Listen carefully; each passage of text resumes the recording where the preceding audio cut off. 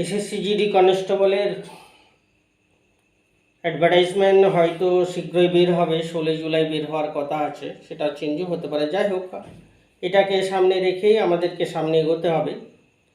আমরা জানি SSC জিডির last পরীক্ষা হয়েছিল, সেই এসএসসি জিডি কনস্টেবলের 2018 সালে যে অ্যাডভার্টাইজমেন্ট বের হয়েছিল, তখনই প্রায় 54,000-এরও একটু বেশি ভ্যাকেন্সি ছিল, যেখানে 30,41,284 জন অ্যাপ্লিকেশন করেছিল এবং প্রায় 20 দিন ধরে পরীক্ষা হয়েছিল। 11/2/2019 থেকে সেই মার্চের 11 তারিখ পর্যন্ত অনেকগুলো শিফটে পরীক্ষা হয়েছিল এবং তারপর লাস্টে 1:10 অনুপাতে শর্ট লিস্টেড করেছিল, তাদের পিইটি এবং পিএসটি টেস্টের জন্য ডাক করেছিল, মানে 10 জনকে ডেকেছিল একটা ভ্যাকেন্সির পিছনে। আর কাট অফ মার্কস তো ওয়েস্ট বেঙ্গলে মোটামুটি বিএসএফ টিএসএফ ইত্যাদি এগুলো করতে গেলে 50% মার্কস রাখতেই হবে।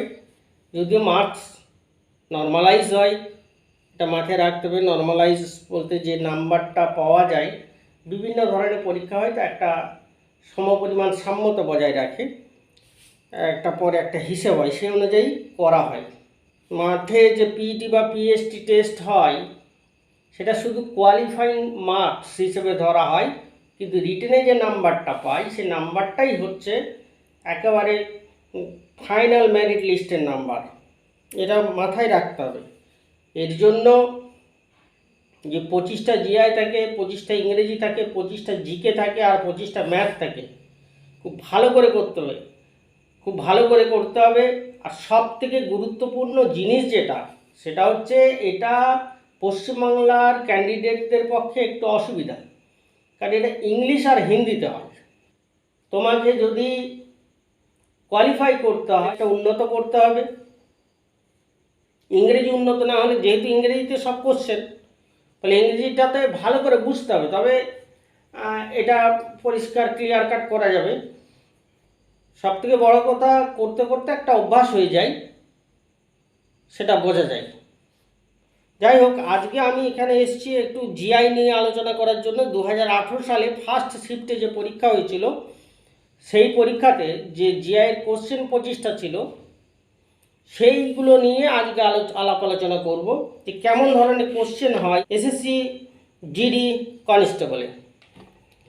1 নম্বর কোশ্চেন, সবসময় যে ইংরেজিটা বুঝতে হবে এমন নয়, অনেক সময় প্রশ্ন দেখি বোঝা যায় যে এটা কী বলতে চেয়েছে। ধরো এটা আমি পড়লাম না, কি লেখা আছে, এখানে লেখা আছে bull cow is to lion is to জিজ্ঞাসা চিহ্ন।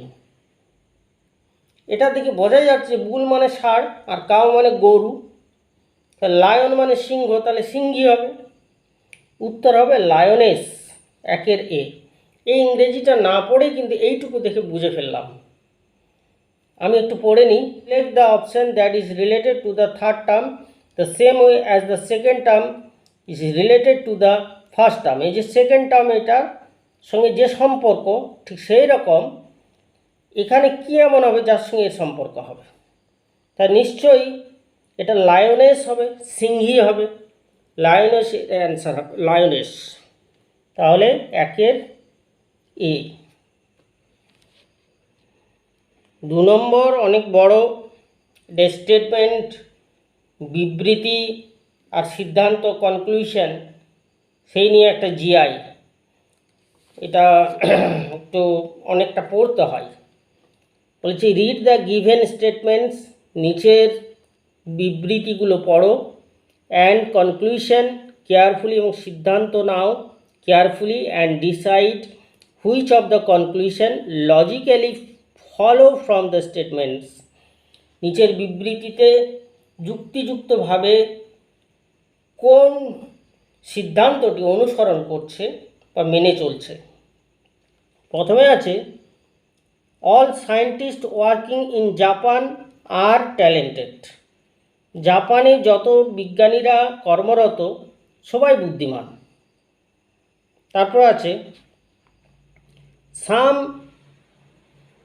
চাইনিজ সায়েন্টিস্ট, কিছু চীনা বিজ্ঞানী আর ওয়ার্কিং ইন জাপান, জাপানে কর্মরত। কনক্লুশন, সিদ্ধান্ত, no Chinese scientist is talented, কোনো চাইনিজ সায়েন্টিস্ট ট্যালেন্টেড নয়। 2, some talented Chinese scientist are working in Japan. 3, all talented scientist are Japanese. 4, some Chinese scientist are talented. এবারে প্রশ্ন করেছে এর দাগে, only conclusion 3 and 4 follow, B, only conclusion 2 and 4 follow, only conclusion 1 follows, D, only conclusion 2 follows। এটা আমাদের বুঝতে হবে ভালো করে, না বুঝলে হবে না। All scientist working in Japan are talented, এইটা যদি সায়েন্টিস্ট ধরে নেওয়া হয়, সারা পৃথিবীর সায়েন্টিস্ট, জাপানে কিছুজন কাজ করে, তাহলে এইটা নিশ্চয়ই বুদ্ধিমান। তারপর আছে some Chinese scientist are working in Japan, Chinese scientist কিছু জাপানে কাজ করে, তাহলে চাইনিজ মধ্যে অলের মধ্যে কিছু পড়বে, ঠিক এরকম, এটা চাইনিজ, এটা জাপান। এবারে এখানে যে কথাগুলো বলেছে সেই সিদ্ধান্ত অনুযায়ী যদি আমরা চলে যাই, এই বিয়ের দাগে অনলি কনক্লুশন 2 and 4 ফলো। 2 আছে some talented Chinese scientist are working in Japan, এইটা অনুযায়ী চাইনিজ জাপানে কিছু কাজ করে। আবার অ্যান্ড 4 ফলোস, 4-এ কী আছে, 4-এ আছে এটা, 4-এ কী আছে, some Chinese scientist are talented, কিছু চাইনিজ সায়েন্টিস্ট ট্যালেন্টেড হবেই যেহেতু জাপানে কাজ করে। ফলে এই উত্তর হবে এখানে বি, 2-এর বি। 3 নম্বর, choose the alternative which most closely resembles, মানে প্রতিচ্ছবি, রিসেম্বলস দ্য মিরর ইমেজ, দর্পণের প্রতিচ্ছবি হবে ঠিকমতো কোনটি, image of the given word when mirror is placed at XY।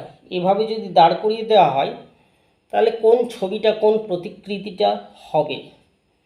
এই যে ACE লেখা আছে, এখানে আয়না রয়েছে, দর্পণ, তাহলে কোনটা হবে?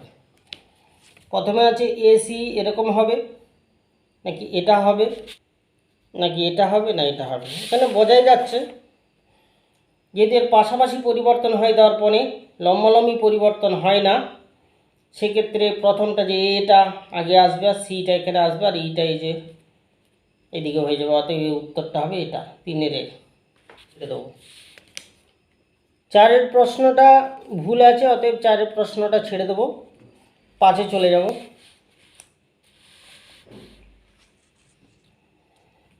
5-এর ক্ষেত্রে যেটা বলেছে, select the option that is related to the third term in the same way as the second term is related to the first term. এটা না পড়েও কিন্তু এখান থেকে বোঝা যাচ্ছে যে এখানে 11 আছে, 169 হয়েছে, তাহলে 18 আছে, কত হবে? তাহলে 11 যেহেতু এখানে 3 3 9 প্লাস 2, তাহলে এখানে 11, 11-এর সঙ্গে আবার 2 যোগ করেছে, 11 যোগ 2 সমান সমান 13 স্কোয়ার, তাহলে 169। ঠিক সেরকমই এখানে 18 আছে, 18 যদি থাকে 4 স্কোয়ার প্লাস 2, 18, 18-এর সঙ্গে 2 যোগ করেছে, 18, 18 যোগ 2 20 স্কোয়ার সমান সমান 400 হবে, এটা 4। এর অ্যান্সার হবে D. 6, select the figure that will come next in the following setting. বৃত্ত ছিল, বৃত্তটা বাইরে চলে এলো, ত্রিভুজ ঢুকে গেল, তারপর ত্রিভুজ ফাঁকা হয়ে গেল, বৃত্ত আউট, ত্রিভুজটা বাইরে এলো, ভিতরে চতুর্ভুজ হয়ে গেল, 3টে বাহু 4টে বাহু, আবার চতুর্ভুজটা একা হয়ে গেল, তাহলে এবারে নিশ্চয়ই চতুর্ভুজটা বাইরে চলে যাবে, ভিতরে পঞ্চভুজ আসবে। এই যে চিত্রটা আমরা দেখতে পাচ্ছি, চতুর্ভুজ বাইরে, ভিতরে পঞ্চভুজ, 1 2 3 4 5, এই অ্যান্সারটা হবে 6D। 7-এর যে এত বড় লেখা রয়েছে প্রচুর পরিমাণে, না পড়েই কিন্তু আমরা এর উত্তর করতে পারি। এই যে উত্তরগুলো রয়েছে 4 6 10 12 16 14 22, কোনটি আলাদা, কোনটি ভিন্ন নেই। A, the first bracketed number from the left is incorrect and the second is correct.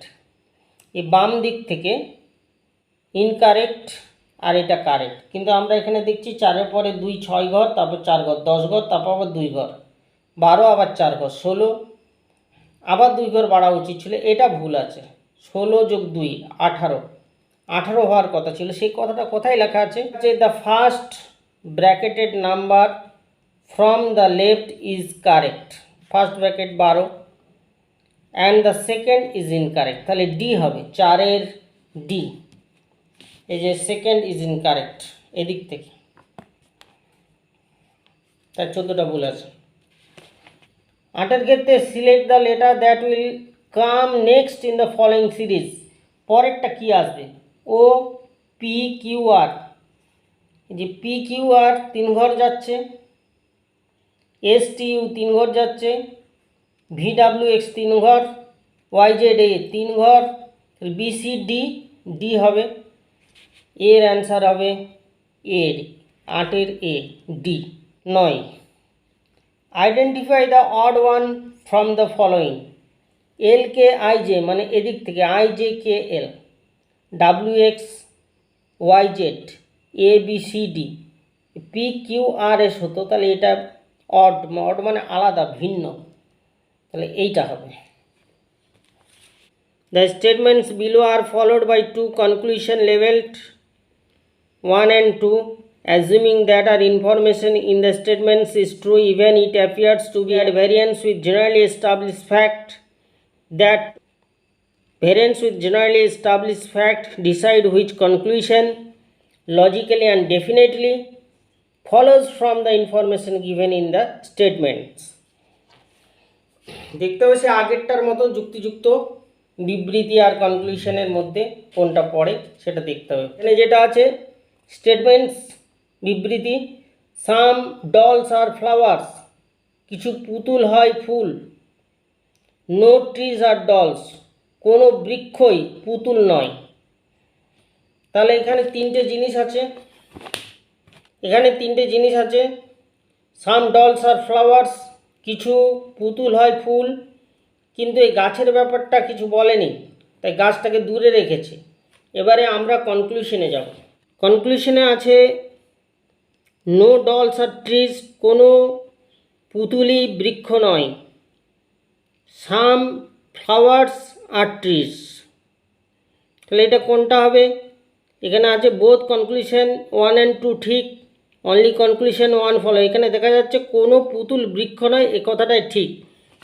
এই যে এই চিত্রটা দেখে আমরা বুঝতে পারছি যে কোনো ডল বৃক্ষ নয়, হতেই পারে না, তাহলে এই কথাটা ঠিক হবে। তাহলে 10-এর B. 11, a square transparent sheet with a pattern is given, select from among the 4 alternatives how the pattern would appear when the transparent sheet is folded at the dotted line. একটা কাগজকে মুড়ে দিয়েছে এরকম চিত্রে, এভাবে রয়েছে তীরগুলো, অ্যারোগুলো, তারপর এইভাবে এটাকে ভাঁজ করা হবে।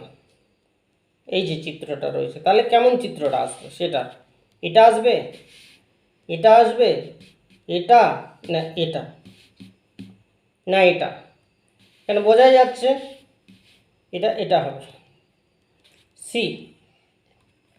12, ইফ ডি সমান 4, জি সমান 7, দেন গার্ডেন এর মান কত হবে? ডি এর মান 4 আর জি এর মান 7, মানে এ বি সি ডি যে ক্রনোলজিক্যালি অনুযায়ী মানগুলো বসাতে হবে এখানে। তাহলে আমরা এখানে বসিয়ে দেখব 7 এর মান 1 আর এর মান 18, আর ডি এর মান 4, ই এর মান 5, এন এর মান হবে 14। এগুলো সব যোগ করতে হবে। 7 একে 8, 8 8 26, 4 30, 35, 39, 10 49, মান কত হবে? 49, 49। এর অ্যান্সার হবে এটা B, 12 B. 13, if the children is coded as LICHNERD then movement কি হবে? SCHIL, এই চারটে যে লেটার উল্টে দিয়েছে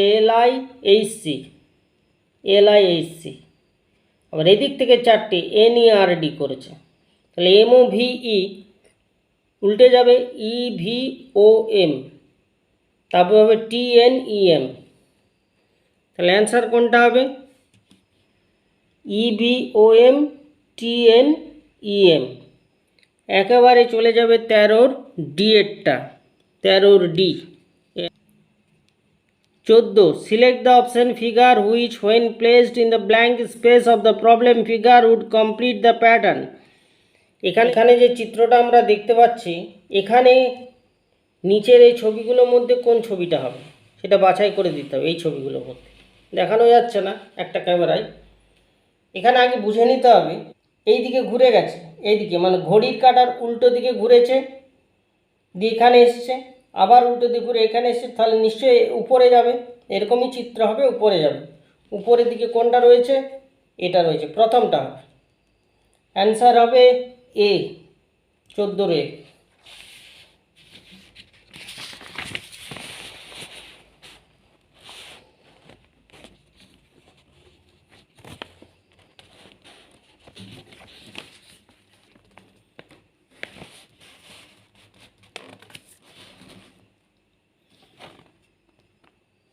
পনেরো, 5 students took part in a cycling competition. Robert finished before Monish but behind Gunjan. Anil finished before Sunil but behind Monish. Who won the competition? এখানে কজন রয়েছে? 5 জন রয়েছে। রবার্ট ফিনিশ বিফোর মনীষ, রবার্ট এখানে লিখব, রবার্ট আগে, তো রবার্ট বাট বিহাইন্ড গুঞ্জন, তাহলে গুঞ্জনের পিছনে রবার্ট হবে, তাহলে জিটা এখানে হবে। Anil finish before Sunil but behind Manish, মনীষের পিছনে অনিল হবে।